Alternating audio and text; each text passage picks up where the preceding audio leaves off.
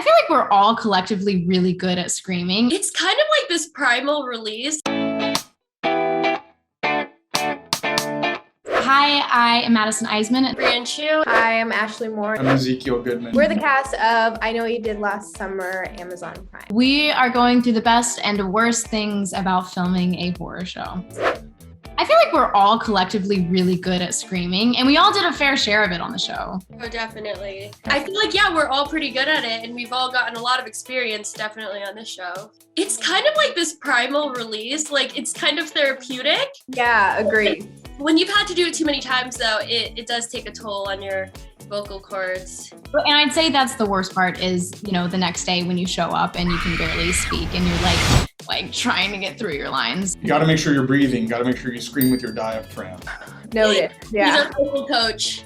Yeah, right. I don't think Zeke screamed. Yeah. Wait, did you ever scream? I don't think Zeke ever screamed. There was a scene in which we're on a cliff and there's some stuff and it's at the end of episode 6, I believe.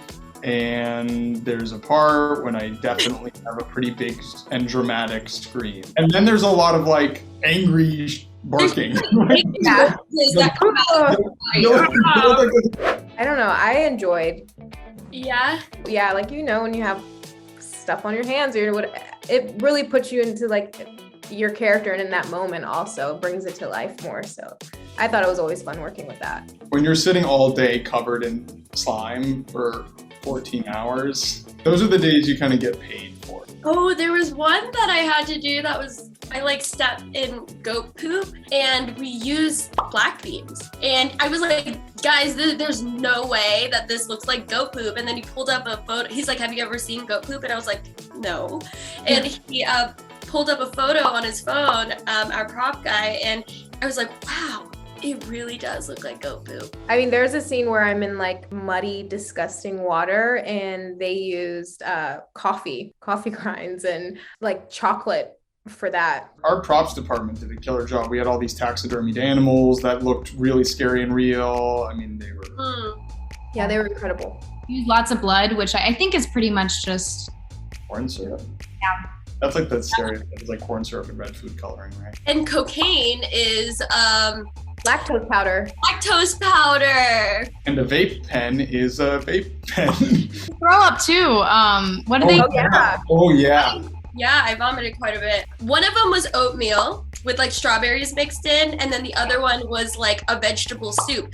But it really, and I'm very meticulous about details, so it really depended on what I believed Margot ate prior. So I made our prop department change it depending. Ooh. Scariest. For me personally, the scariest special effect is being able to see myself twice on one screen and having to watch it. It's one thing to watch yourself, but to watch you in a conversation with yourself is very interesting. But they did such a good job with it. Fake glass is really freaky because it's rubber, clear rubber that they've chopped up. But in the moment, if you're around it, it feels very, very scary because you always avoid broken glass, It's fun to stretch to go to that extreme as an actor, but it's emotionally exhausting.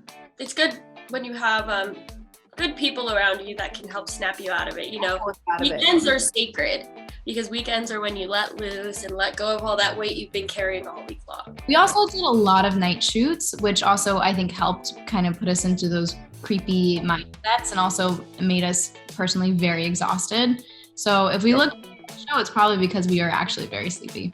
You asked about fake sweat earlier, and I was like, I don't think I ever had to get sprayed with anything at any time. It was real. Dabbing off the we're damping me. I know, I was gonna damp those because when I'm acting, I kind of run hot. My furnace is kind of going, but.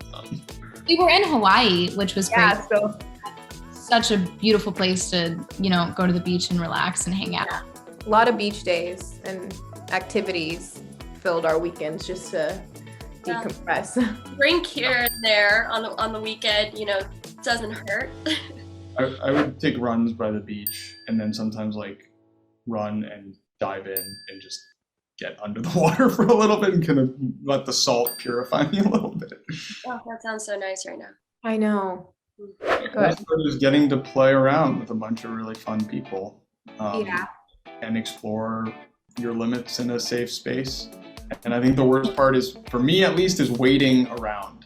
I can't stand, I'm not good at But sitting that's still. not limited to just horror. That's kind of like No, I know that's just all of it, but Yeah. I think especially if you're like going to be scared all the time, like keeping your stamina up and your blood running at that temperature, and then going and sitting down and like talking, it's hard. I would agree with Zeke for the best, and then the worst for me was just night shoots, because obviously with horror there's a lot of nights you're filming, and I'm such a grandma and I go to bed so early, so that was definitely a challenge for me. I think the best for me is like you get to play this range that, doesn't really exist in real life. Hopefully you're not being chased by a killer in real life. And so it's fun to play and use your imagination and kind of, push the limits. But the worst part is the cardio from, running away from the killer. I think the best kind of goes off what you guys said as far as just like the freedom of having like no rules. The worst is definitely sitting still when you have a lot of stuff all over your body and you're just very uncomfortable. Being uncomfortable, that's definitely the worst thing about a horror movie. And we're uncomfortable a lot in different situations. Yeah. Brianne, you did Scream, right? I did Scream. I think some people consider 47 Meters Down Uncaged to be a horror, which, it is. Being chased by a shark, multiple sharks, is horrifying. But you were, did Annabelle Comes Home. I've done honestly a couple. I've always loved the horror genre. So I somehow end up finding myself in all of these scary movies and shows. so good at it. Queen. They're not my favorite to watch. I can never watch them alone, and it has to be during the day. But honestly, the one that scares me every single time would be The Exorcist. Every single time, I'm just like, I can't sleep that night. I love like a good psychological thriller. I mean, Shutter Island is scary to me, and I love that movie. I mean, I love horror movies, and I like lots, Haunting of Hill House, Haunting of Bly Manor. I wouldn't call myself like a huge horror head, but I definitely like the genre. David Cronenberg is one of my favorite directors, like The Fly and Videodrome and Scanners. I love those movies. I love scary movies. They're my favorite to watch. But probably my all-time favorite, which was also the first scary movie I think I ever saw and kind of like made me fall in love with the horror genre, was the original Ring in 1998, the Japanese film. Thank you for watching. Please be sure to check out I Know What You Did Last Summer on Amazon Prime Video. Bye. Yeah.